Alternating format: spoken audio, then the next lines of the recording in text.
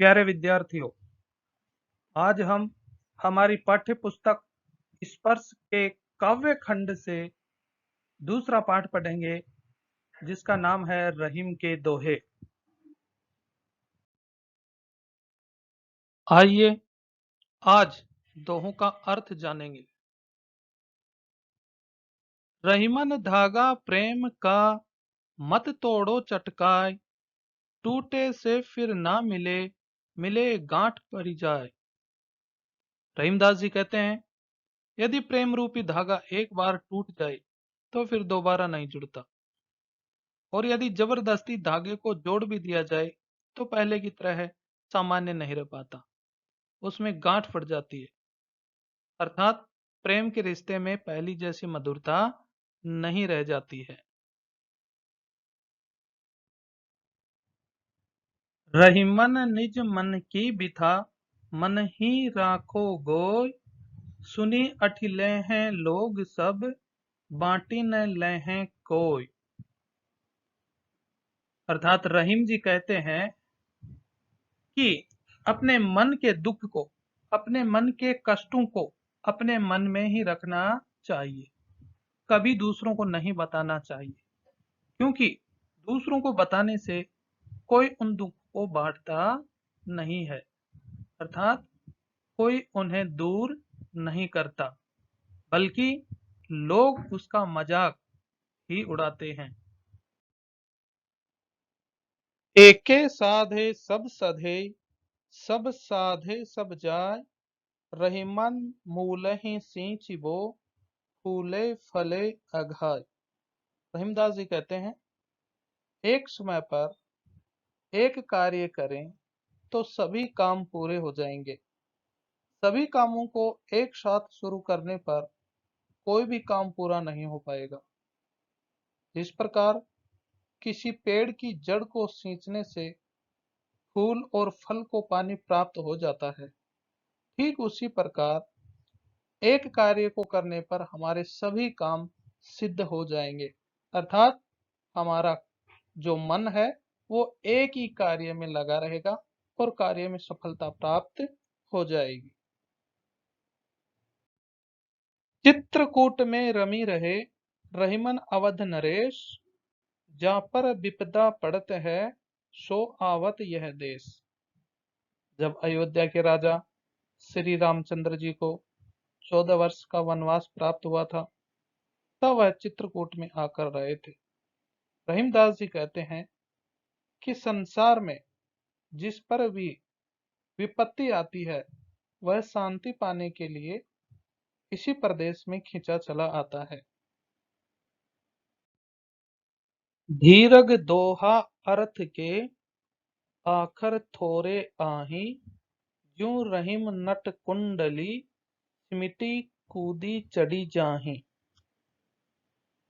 दोहे में अक्षर थोड़े होते हैं, किंतु उनमें बहुत बड़ा और गहरा अर्थ छिपा रहता है। रहीमदास जी कहते हैं, जिस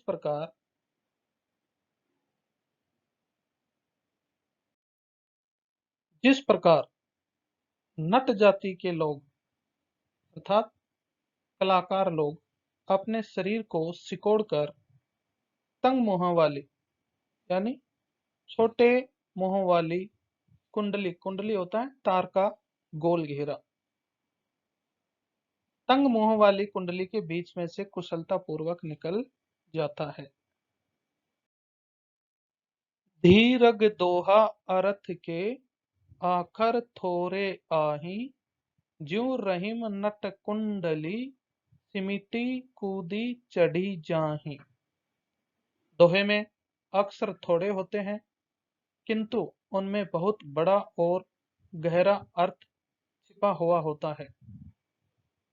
रहीमदास जी कहते हैं, जिस प्रकार नट जाति के लोग अर्थात कलाकार लोग अपने शरीर को सिकोड़कर तंग मुंह वाली कुंडली के बीच में से कुशलता पूर्वक निकल जाता है। कुंडली का अर्थ है तार का गोल घेरा। धनी रहीम जल पंक को, लघु जिए पियत अघाय, उदधि बड़ाई कौन है, जगत पियासो जाय। इसका अर्थ है तालाब के जल को सागर के जल से महान बताया गया है, क्योंकि तालाब का जल छोटे जीवों की प्यास बुझाता है, जबकि सागर का जल खारा होने के कारण संसार के लोग उसके पास जाकर भी प्यासे ही लौट जाते हैं। नाद रीझितन देत मृग, नर धन हेत समेत, ते रहीम पशु से अधिक, रिझेहु कछु न देत। संगीत की तान पर रीझ कर हिरण अपने प्राण न्यौछावर कर देता है। मनुष्य भी प्रेम के वशीभूत होकर तन, मन और धन न्यौछावर कर देता है, लेकिन वे लोग पशु से भी बुरे बताए गए हैं, जो किसी से प्रेम या खुशी पाने के बाद भी उसे कुछ नहीं देते हैं। नाद रीझि तन देत मृग, नर धन हेत समेत, ते रहीम पशु से अधिक, रिझेहु कछु न देत।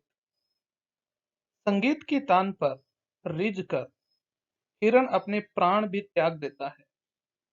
मनुष्य भी प्रेम के वशीभूत होकर अपना तन, मन और धन न्यौछावर कर देता है, लेकिन वे लोग पशु से भी बुरे बताए गए हैं, जो किसी से प्रेम या खुशी पाने के बाद भी उसे कुछ नहीं देते हैं। बिगड़ी बात बने नहीं, लाख करो किन कोय, रहीमन फाटे दूध को, मथे न माखन होय।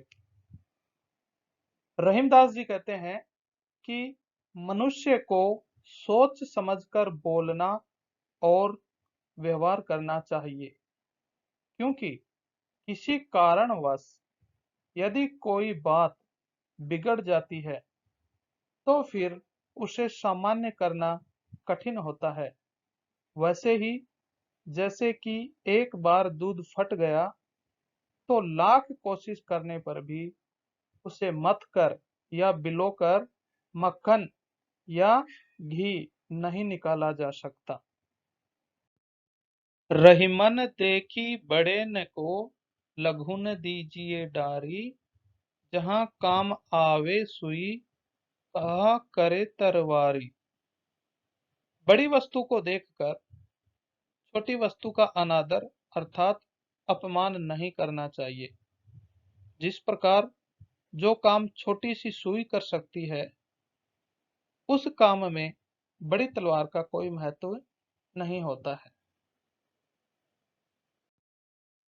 रहीमन निज संपत्ति बिना, को न विपत्ति सहाय, बिनु पानी ज्यों जलज को, नहीं रवि सके बचाए। रहीमदास जी कहते हैं कि संकट की स्थिति में मनुष्य की निजी धन दौलत ही उसकी सहायता करती है। जिस प्रकार पानी का अभाव होने पर भी सूर्य कमल की कितनी ही रक्षा करने की कोशिश करे, फिर भी उसे बचा नहीं पाता है।